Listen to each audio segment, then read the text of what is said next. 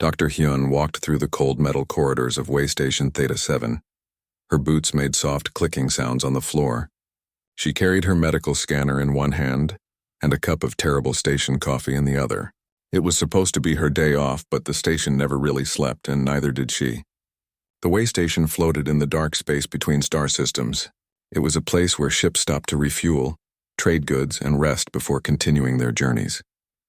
Hyun had been working here for 2 years as the only veterinary medic. Most aliens thought it was strange that humans cared so much about animals. They thought it was even stranger that humans studied medicine for creatures that were not their own species. Her communicator buzzed. It was Dae, her assistant. His voice sounded worried. "Doctor, you need to come to docking bay 12 now." Hyun threw her coffee in a recycler and started running. Dae never sounded worried. He was the calmest person she knew. If something made him nervous, it was serious. She reached the docking bay in 5 minutes. Dae stood next to a large cargo container. The container was marked with symbols she recognized. They belonged to the Vrin, an insectoid species that traded in exotic animals across the galaxy. The Vrin had many legs and shiny black shells. They made clicking sounds when they talked. Hyun did not like them very much. They treated animals like objects, not living beings. "What is it?" Hyun asked. Dae pointed at the container. "The Vrin ship left 3 hours ago. They left this behind. Station security says it is marked as contaminated waste. But look," he held up his scanner. Hyun saw the readings and her heart started beating faster. There were biosigns inside. Something was alive in there. They left a living creature in a waste container? Hyun felt anger rising in her chest. The departure logs say terminal contamination. "Do not open." Dae looked at her with his dark eyes. "Captain Taemin already gave orders. The container will be shot into space in 6 hours. Hyun walked closer to the container. She could hear something now. A very soft sound. Like breathing, but wrong, painful, slow. "Open it," she said. "Doctor, the orders—" "I said open it." Dae knew better than to argue when Hyun used that voice. He went to the control panel and started working. The container had several locks. The Vrin had sealed it tight. After 10 minutes, Dae stepped back. "Ready," he said. "But if something dangerous comes out, then we deal with it," Hyun said. She pulled out her tranquilizer gun just in case. The container opened with a hiss of air. A terrible smell came out. It was the smell of sickness and death. Hyun had smelled it before in her work. It was the smell of a body fighting and losing. Inside the container was a creature like nothing Hyun had seen before. It was huge, maybe 3 meters long. It looked like a big cat from Earth, but different. It had 6 legs instead of 4. Its fur was strange, almost like crystal or glass. Parts of it glowed with soft blue light. The creature lay on its side, barely breathing. But that was not the worst part. The worst part was the parasites. Hyun could see them moving under the creature's skin. Dark shapes like worms or snakes crawling through its body. Some had broken through the skin. Blood and other fluids leaked from the wounds. The creature's eyes were half closed. When it saw Hyun, it made a sound. Not a growl or a roar. A whimper. A sound of pain and fear. "Oh no," Dae whispered. "Those are thornworms." Hyun had read about thornworms in her medical database. They were parasites from a death world in Vrin space. They ate neural tissue, the brain and nerves. They kept their hosts alive as long as possible to have more time to feed. The file said there was no cure. Once a creature had thornworms, death was certain. The only question was how long the suffering would last. "How long has it been infected?" Hyun asked. Dae scanned the creature. His face went pale. "Stage 3. Maybe 4 weeks infected." "Doctor, nothing survives stage 3. The Vrin knew this creature was going to die, so they abandoned it." Hyun felt cold anger in her stomach. The Vrin had not even tried to help. They had just thrown this creature away like garbage. They had left it to die slowly, in pain, alone in the dark. Her communicator buzzed again. It was Captain Taemin. "Dr. Hyun, I heard you open the container. You need to seal it again immediately. That creature is contaminated with Class A parasites. Station protocol requires immediate disposal. Captain, there is a living being in here. It needs medical help. Doctor, be reasonable. Thornworms are fatal. Even if you wanted to help, there is nothing you can do. The creature will die anyway. We cannot risk contamination spreading through the station. Seal the container." "That is an order. Give me 6 hours," Hyun said. "The disposal order does not execute until then." "Let me try." There was a long silence. Then Captain Taman sighed. You have until the disposal time. But doctor, do not give yourself false hope. Sometimes mercy means letting go. The communication ended. Hyun looked at Dae. Get a transport gurney. We are taking it to Quarantine Bay 3. Doctor, you heard the captain. There is no cure for thornworms. Every species in the galaxy has tried. They all failed. Hyun knelt next to the creature. She looked into its eyes. They were amber-colored like earth honey. Even through the pain, she could see intelligence there. This was not just an animal. This was a thinking, feeling being, and it was looking at her like she was its last hope. She reached out slowly and touched the creature's head, avoiding the areas where parasites moved under the skin. The fur felt strange, smooth and hard like glass, but warm. The creature did not try to bite her or pull away. It just kept looking at her with those amber eyes. Every species in the galaxy tried their way, Hyun said quietly. But they are not human. Humans are good at doing impossible things. We are especially good at fighting parasites. Earth had millions of parasites. We learned how to beat them.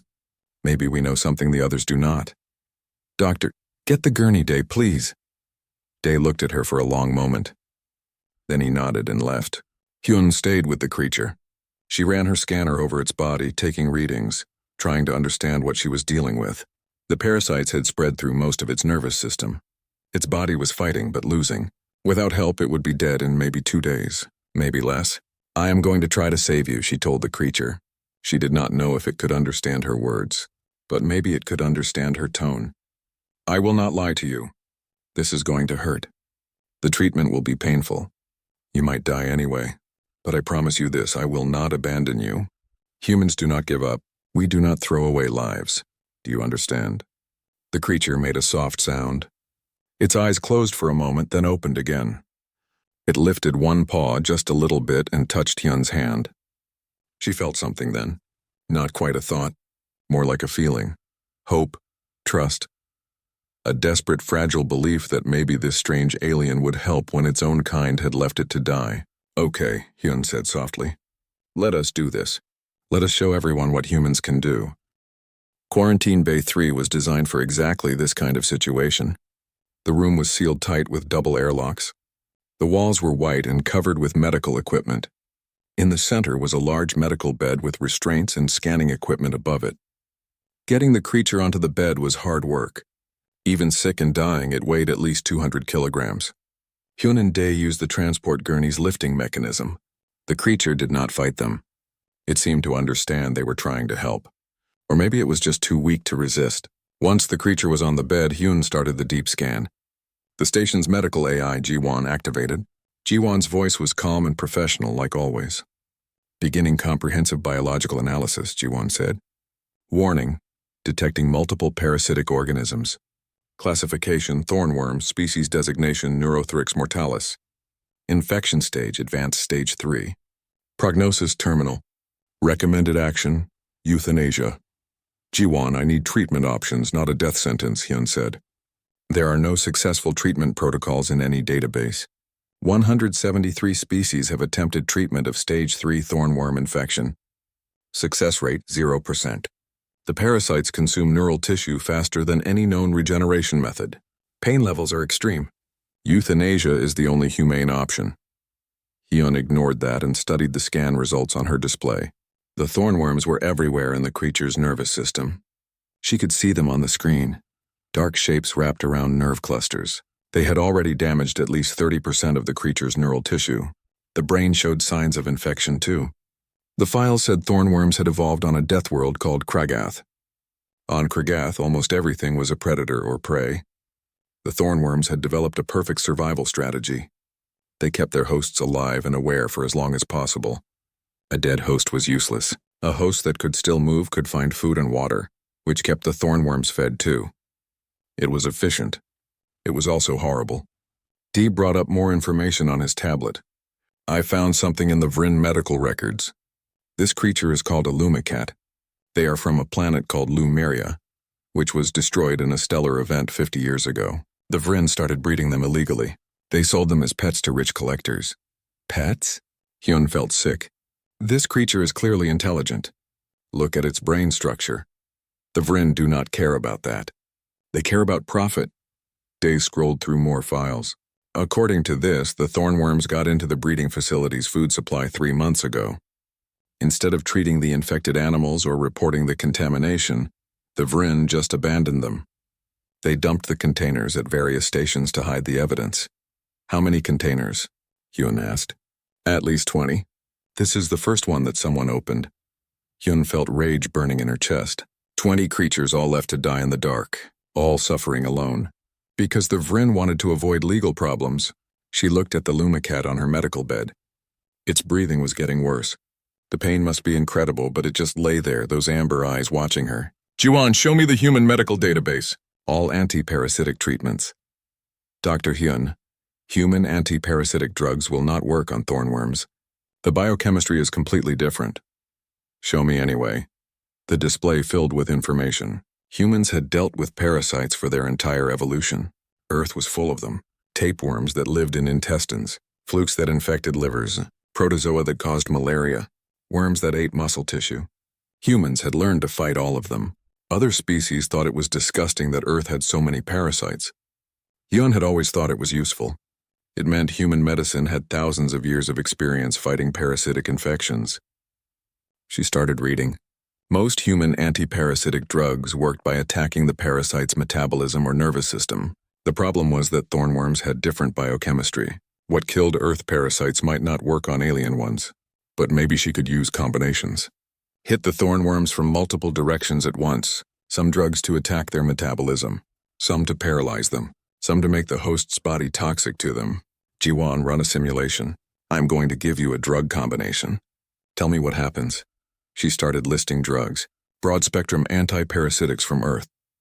Compounds that attacked different types of parasites in different ways. Jiwon ran the numbers. Simulation shows 15% reduction in parasite activity. Not enough to save the host. The thornworms will adapt within 48 hours. What if we add electromagnetic pulses? Targeted at the parasite clusters? Simulation shows 30% reduction. Still insufficient. Hyun kept working. She added more drugs, adjusted dosages, added different types of electromagnetic treatment, added surgical extraction for the largest parasites. Simulation shows 60% reduction in parasite load. However, the treatment protocol will cause extreme stress to the host. Probability of survival, 12%. 12%. Not good odds, but better than zero. What if we use regenerative treatments between each stage? Give the host's body time to heal? Probability increases to 18%. Still terrible odds. But Hyun had seen worse. She had once saved a Rhythian bird analog that had been poisoned. The odds were 5%. But the bird survived. She looked at Day. What do you think? Day was quiet for a moment. Then he said, I think 18% is better than 0%. I think this creature deserves a chance. But doctor, you need to understand something. This treatment will hurt. The creature will be in terrible pain.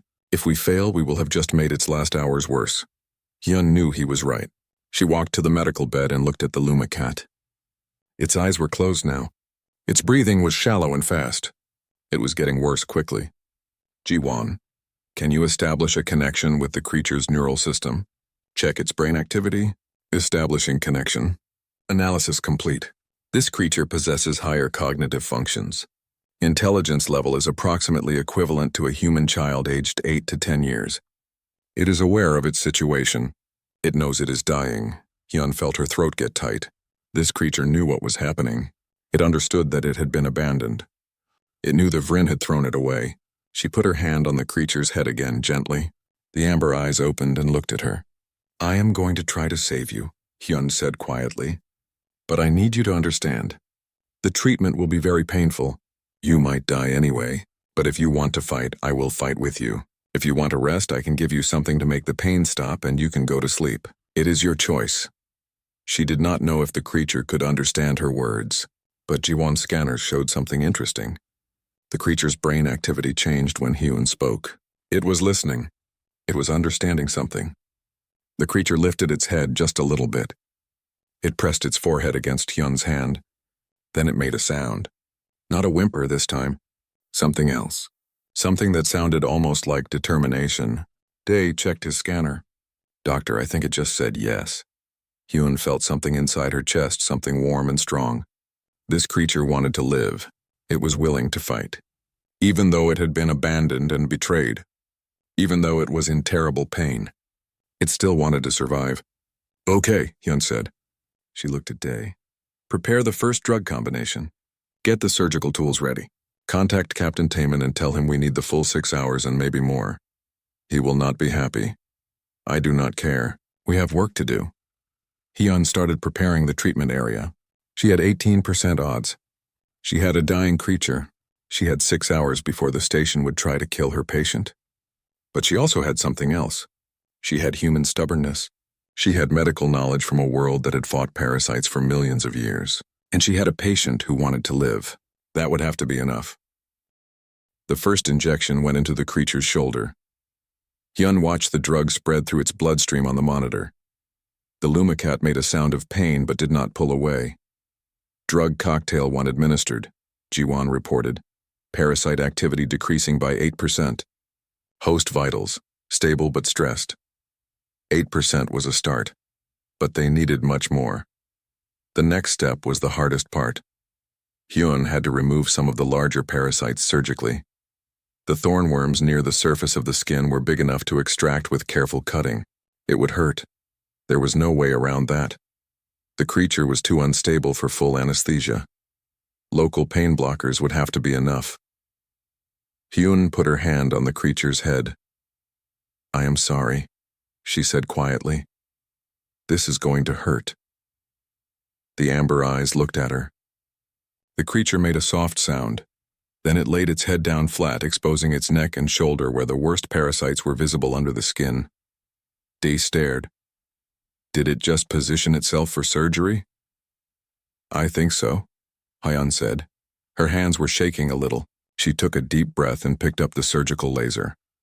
The first cut was small and precise. The Lumacat's body went rigid with pain, but it did not move. Hyun worked quickly, using microforceps to grab the writhing parasite. The thornworm was as thick as her thumb and as long as her forearm. It fought as she pulled it out, trying to dig deeper into the tissue. Hold still, Hyun whispered, not sure if she was talking to the creature or the parasite. The thornworm came free with a wet sound. Hyun dropped it into a containment jar where it thrashed and coiled. She sealed the wound with medical gel and moved to the next one. There were 12 large parasites close enough to the surface to remove. Each extraction took 10 minutes. Each one caused the creature terrible pain. But it never tried to bite her. It never pulled away. It just gripped the medical bed with its claws and endured. After the 12th extraction, the Lumacat was trembling. Its breathing came in gasps. Hyun checked the monitors. The creature's heart rate was dangerously high. Its body was going into shock. Stop the procedure, Dae said. Its vitals are critical. Give me the regenerative injection, the strongest one we have. Dae hesitated, then prepared the injection. Hyun administered it directly into the creature's chest, near the heart. For a long moment, nothing happened. Then the Lumacat's breathing began to slow. Its trembling stopped. The bioluminescent markings in its fur, which had been dim, started to glow brighter. Vitals improving, Ji-won reported. Host is responding to regenerative treatment better than expected. This species appears to have accelerated healing capabilities. That was good news, but they were not done yet. The parasites they had removed were just the visible ones. Dozens more were still inside, wrapped around nerves and brain tissue. Those could not be cut out. They had to be killed with drugs and electromagnetic pulses. Hyun started the next phase. She positioned electromagnetic emitters around the creature's body. The emitters would send targeted pulses that disrupted the thornworm's nervous systems. It would paralyze them temporarily. Combined with the drugs, it might kill them. Beginning electromagnetic treatment, Ji-won said. Warning, this will be painful for the host. Hyun activated the emitters. The Lumacat's whole body convulsed. Its claws dug into the medical bed hard enough to leave scratches in the metal. A sound came from its throat, something between a howl and a scream. Hyun wanted to stop. Every instinct told her to end the creature's pain, but stopping now would just mean it would die slowly instead of quickly. She had to keep going. Parasite activity decreasing, G1 reported. 23% reduction.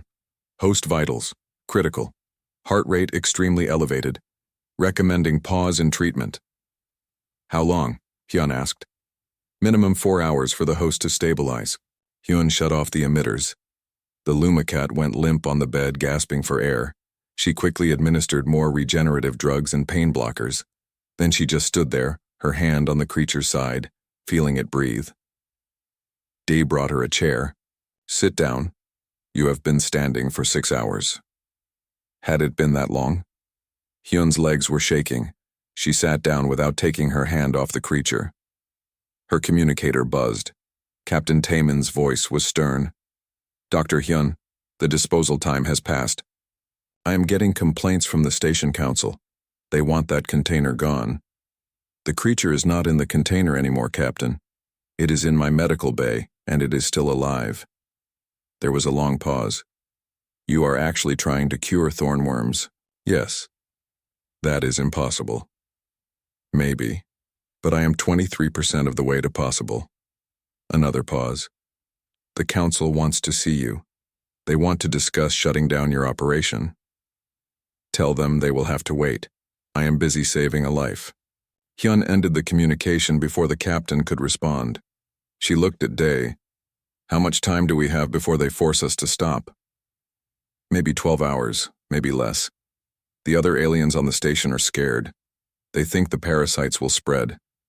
The parasites cannot spread. Thornworms need specific conditions to reproduce. This is a contained infection. I know that. You know that. But fear is not logical. Hyun looked at her patient. The Lumacat was sleeping now, exhausted from the treatment. Its breathing was better. The wounds from the parasite extractions were already starting to heal. Those accelerated healing abilities might be what saved it. We need to work faster, Hyun said. Ji-won, run another simulation. If we increase the drug dosages and do more electromagnetic treatments, can we reduce the treatment time? Increasing intensity will increase risk to the host. The host will die anyway if we do not finish treatment. Calculate the maximum safe increase. Ji-won processed for a moment. I can increase treatment intensity by 40%. This will reduce total treatment time to 18 hours. However, probability of host survival decreases to 9%. 9%, half of what they started with. But if they did not have time for the slow approach, they needed to take the risk. Hyun looked at the sleeping creature. It had trusted her. It had endured terrible pain because it believed she was trying to help. Could she risk its life on such bad odds? But what was the alternative? Stop treatment and let it die? Give up because the odds were bad? No. Humans did not give up. That was not what they did. We proceed with the increased intensity, Hyun said. But we do it carefully. Monitor every vital sign. If the host starts failing, we pull back immediately. Over the next hours, Hyun and Dae worked without stopping. They administered more drugs. They ran more electromagnetic treatments. They removed 3 more parasites that had migrated toward the surface, trying to escape the hostile environment inside the host. The Lumacat endured it all. Sometimes it cried out in pain. Sometimes it trembled so hard Hyun thought it would shake apart. But it never tried to bite them. It never tried to run. It kept fighting. And slowly, the parasite count dropped. 23% reduction became 35%, then 48%, then 61%. Hyun was exhausted. She had not slept in 20 hours. Her hands hurt from holding surgical tools. Her eyes burned from staring at monitors. But she kept working. Dae brought her food and made her eat. He brought her stimulant pills to keep her awake. He monitored the station communications and warned her when Captain Taemin was about to call. On hour 16, something changed. Hyun was preparing another injection when the Lumacat opened its eyes. Instead of the dim, pain-filled gaze she had seen before, the amber eyes were bright and focused. The creature looked at her, and Hyun felt something in her mind. Not words, just a feeling. Gratitude, understanding, trust. Ji-won, scan the neural activity. Host neural activity has increased significantly. The creature is fully conscious and aware. It appears to be attempting communication. The Lumacat lifted one paw and gently touched Hyun's arm. The gesture was so deliberate, so clearly intentional, that Hyun felt tears in her eyes. "I know," she said softly. "I know it hurts. But we are almost done. Just a little more. Can you hold on?" The creature made a soft sound. Then it laid its head down again, ready for whatever came next. Hyun administered the injection. Then she activated the emitters for what she hoped was the last intensive treatment. The Lumacat's body went rigid, but it did not cry out this time. It just endured. When the treatment ended and Hyun checked the monitors, she saw something beautiful. Parasite activity down to 9%. Most of the thornworms are dead. The remaining ones are not in critical areas. Day smiled for the first time in hours. "We did it." "Not yet," Hyun said, but she was smiling too. "But we are close." 3 days later, the Lumacat was walking. It was still weak, but it could stand on all 6 legs and move around the quarantine bay. The bioluminescent markings in its crystalline fur glowed brightly now, casting soft blue light across the white walls. It looked like a creature made of starlight and glass. Hyun named it Byul. The word meant star in Korean. It seemed appropriate for something that glowed in the dark. Byul's recovery was remarkable. The accelerated healing that Hyun had noticed during treatment was even more obvious now. Wounds that should have taken weeks to heal were closing in days. The neural damage from the thornworms was repairing itself. Jiwon had never seen anything like it. "This species evolved on a high-radiation world," Jiwon explained. "The files say Lumeria had 3 suns and very little magnetic shielding. The Lumacats developed extreme regenerative abilities to survive constant cellular damage. That is why they can heal so quickly. That is also probably why they survived as long as they did with the thornworms." Day added, "Any other species would have died within days of stage 3 infection." Hyun sat on the floor of the quarantine bay, and Byul came to sit beside her. The creature was massive up close, but it moved with surprising grace. It pressed its head against Hyun's shoulder and made a rumbling sound, almost like a purr but deeper. "I think it likes you," Day said. Hyun scratched behind Byul's ears. The creature had 6 of them, 3 on each side of its head. "The feeling is mutual." Her communicator buzzed. It was Captain Taman again. "Dr. Hyun, you need to come to the council chamber now. It is urgent." When Hyun arrived at the council chamber, she found it full of aliens. There were representatives from 7 different species, all talking at once. Captain Taman stood at the front, looking tired. Dr. Hyun," he said. "Thank you for coming. We have a situation." A Vrin stepped forward. Its shell was polished and decorated with gold symbols. It clicked its mandibles together in the Vrin way of speaking. The station's translator converted the clicks to words. "I am Negotiator Vril of the Vrin Collective. I am here to claim our property. You have stolen a creature that belongs to us." Hyun felt cold anger in her stomach. "You abandoned that creature. You left it to die." "We left contaminated waste according to proper protocols. The creature was terminal. We were preventing the spread of dangerous parasites. You opened the container against regulations. The creature was alive. You knew it was alive. It was merchandise that had become damaged. We disposed of it properly. Now you have interfered, and the collective demands compensation. Return the creature immediately or we will file legal charges." Captain Taman held up his hand. "Everyone calm down. Dr. Hun, the Vrin do have a legal claim. They owned the creature before it was abandoned. The law is not clear on whether abandonment voids ownership." "The law should be very clear," Hyun said. "You cannot own a sentient being." "Sentient?" Negotiator Vril clicked in what sounded like laughter. "It is an animal. Animals are property. Have you tested its intelligence? Byul has the cognitive ability of a human child. It understands language. It can communicate emotions. It is not just an animal." Another alien spoke up. This one was Ambassador Minseo, a human representative from Earth's diplomatic corps. She was a tall woman with gray hair and sharp eyes.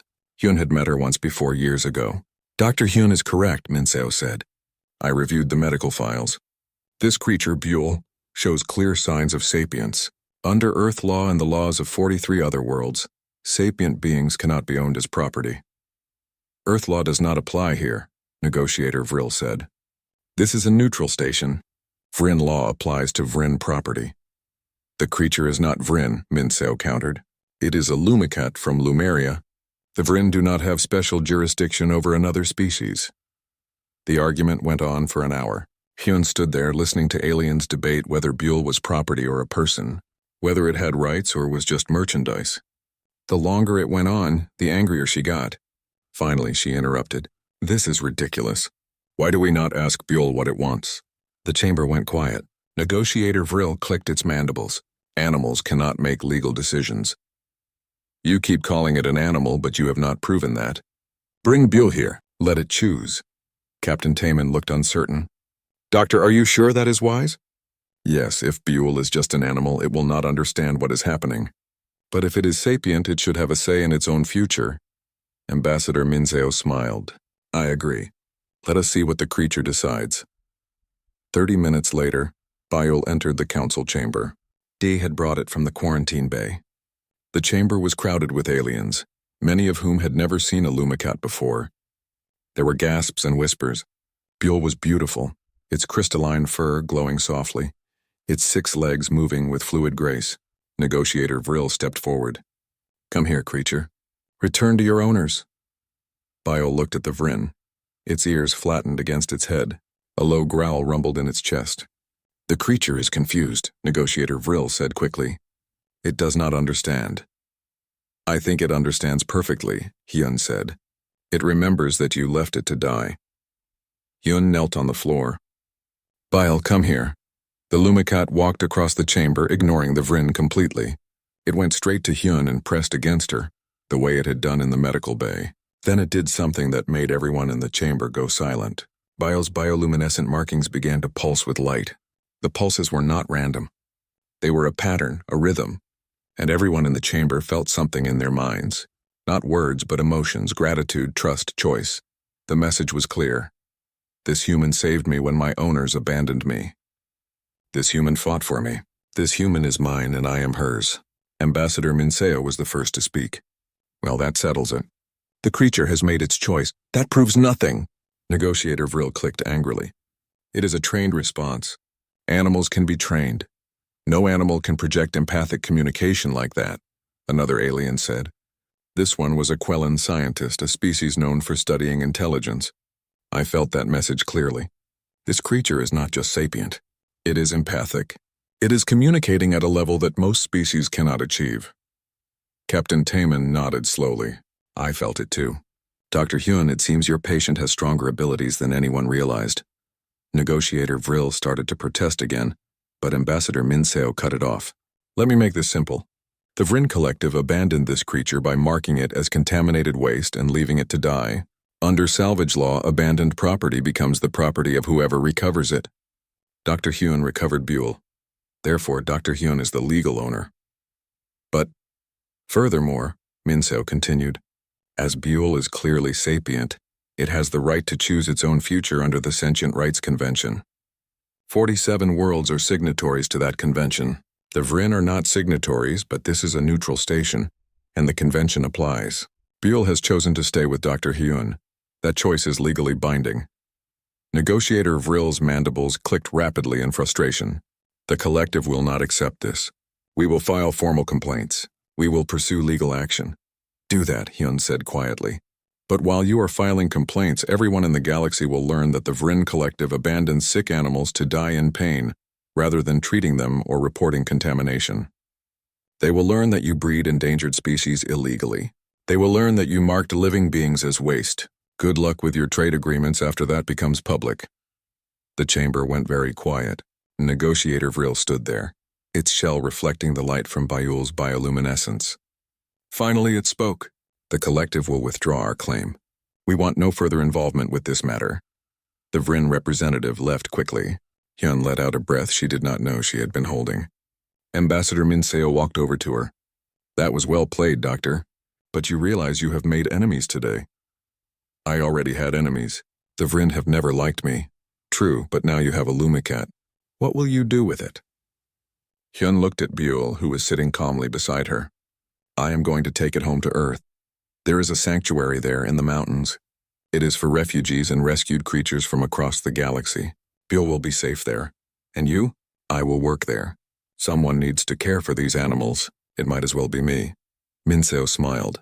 I will make sure Earth gives you whatever resources you need. This story's going to spread, Doctor. You saved a creature that everyone else said was impossible to save. You stood up to the Vryn. People will remember that. Hyun looked around the chamber. She realized that many aliens were staring at her and Byul. Some looked curious. Some looked impressed. Some looked like they were recording everything with their devices. She had not meant to make a statement. She had just wanted to save a dying creature, but maybe that was a statement in itself. 3 months after the incident at Way Station Theta 7, Dr. Hyun stood on a hilltop on Earth. The sun was setting over the mountains, painting the sky orange and purple. Below her in the valley was the sanctuary. It had grown significantly in the past months. There were enclosures for creatures from 17 different worlds. Each enclosure was designed for the specific needs of its inhabitants. There were climate-controlled habitats, medical facilities, and plenty of space for the animals to live without cages. Buell stood beside her, watching the sunset. The Lumacat had grown even larger in the months since treatment. Its crystalline fur caught the sunset light and made it sparkle like diamonds. Its bioluminescent markings were not glowing yet. They only lit up at night. But Hyun knew when darkness came, Buell would light up like a constellation walking on 6 legs. Beautiful, is it not? Hyun said. Buell made a rumbling sound of agreement. Over the months, Hyun had learned to understand the creature's vocalizations. Byul could not speak human languages, but it could communicate clearly through sounds, body language, and those empathic pulses. They had developed a language between them. Day walked up the hill toward them. He had left the way station to join Hyun at the sanctuary. He said he got tired of the station's recycled air and wanted to see real sky again. But Hyun knew the truth. He had been moved by what they accomplished together. He wanted to keep doing that kind of work.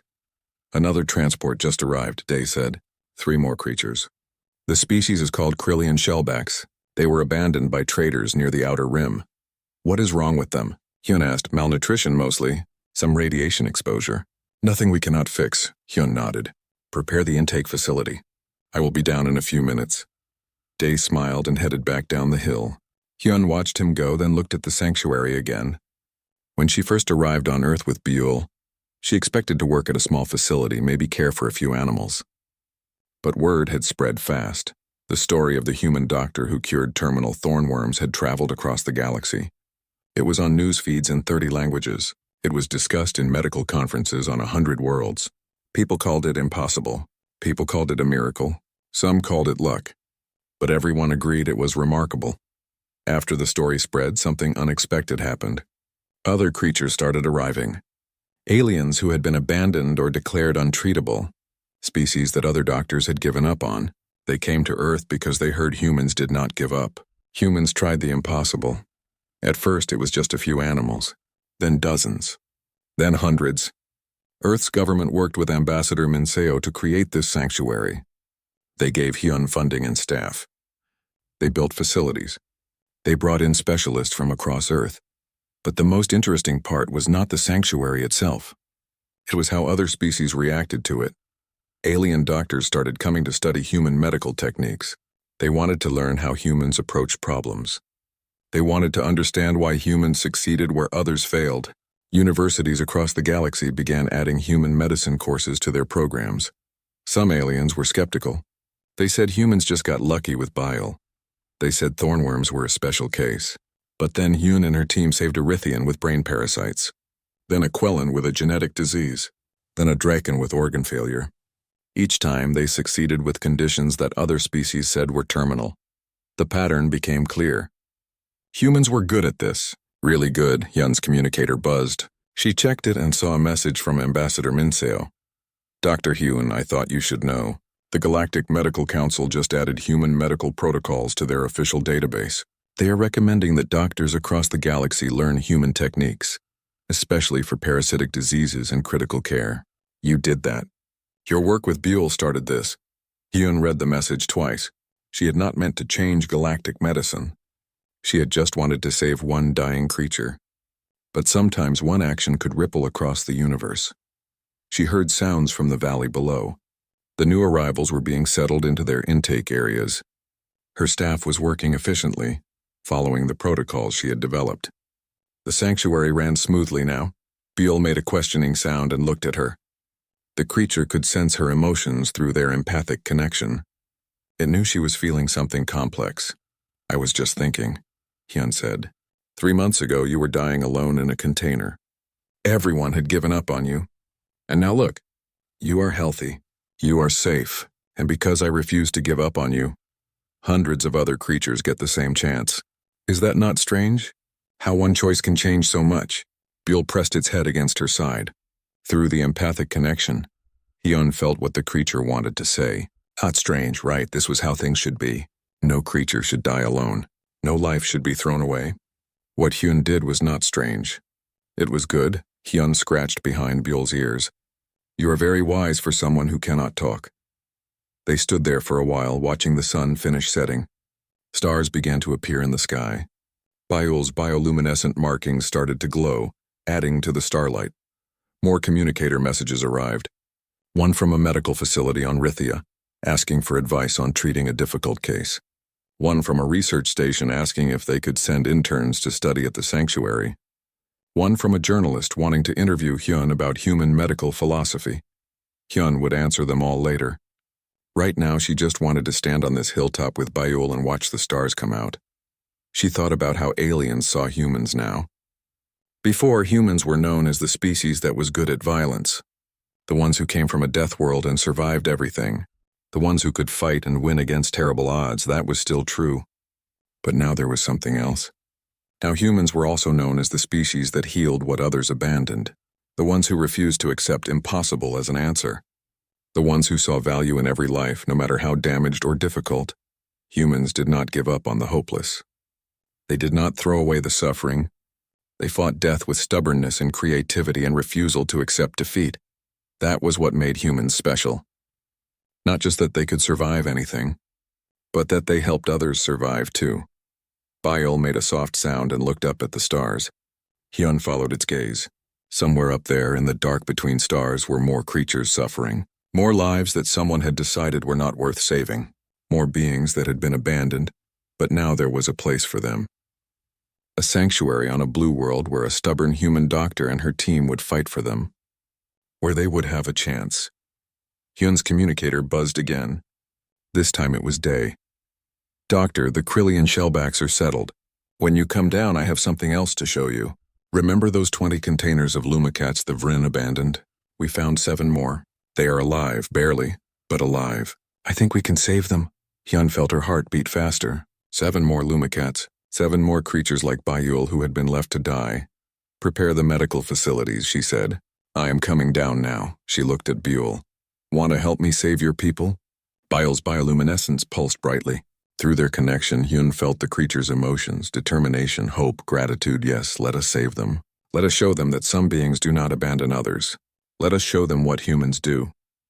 Hyun started down the hill toward the sanctuary, Beale walking beside her. The valley below was lit with lights from the various buildings. It looked warm and welcoming. It looked like hope.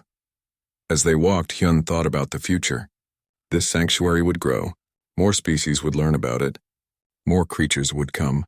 And humans would be there, refusing to give up, fighting the impossible battles, saving the lives that everyone else had abandoned.